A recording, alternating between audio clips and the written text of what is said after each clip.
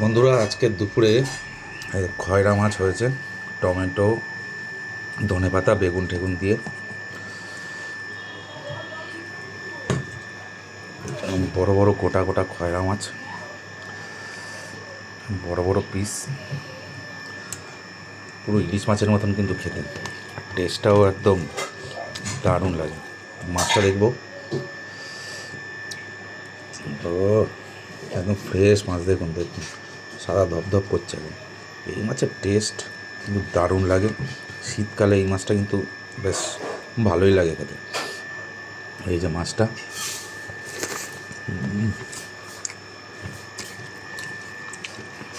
দারুণ। হ্যাঁ, একটু কাটা থাকে, কিন্তু কাটা থাকলে হবে, কিন্তু এই মাছের টেস্ট হচ্ছে অসাধারণ। একদম ফ্রেশ টাটকা মাছ। খয়রা মাছ যদি একটু ফ্রেশ না হয়, টেস্টটা কিন্তু ঠিক জমে না। আর ধনেপাতা দিয়ে রান্না করলে, বেগুন দিয়ে, স্বাদটা দ্বিগুণ হয়ে যায়। দারুণ।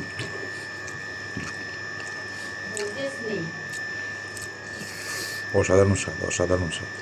ওই কাঁটাগুলো কিন্তু একটু ছোটো ছোটো, বাচ্চাদের একটু সাবধানে খেতে হবে, বড়দের কোনো ব্যাপার নেই। বেগুন ঠেগুন দিয়ে, ধনেপাতা, টমেটো দিয়ে যদি রান্না করা যায়,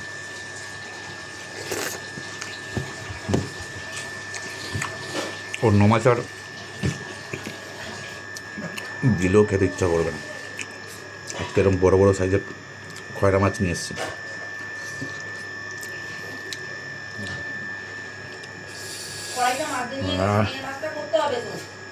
অসাধারণ।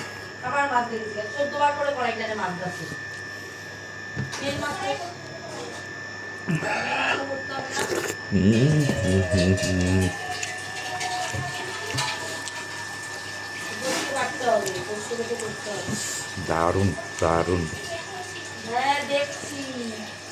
হ্যাঁ, বেগুন দিয়ে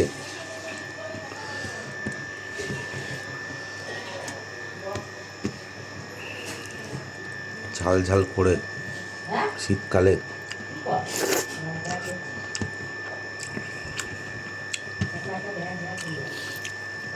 ও, তোমাদের খয়রা মাছ কেমন লাগে অবশ্যই জানিও। আর তোমরা কীভাবে রান্না করো খয়রা মাছটা, সেটা কিন্তু অবশ্যই জানিও।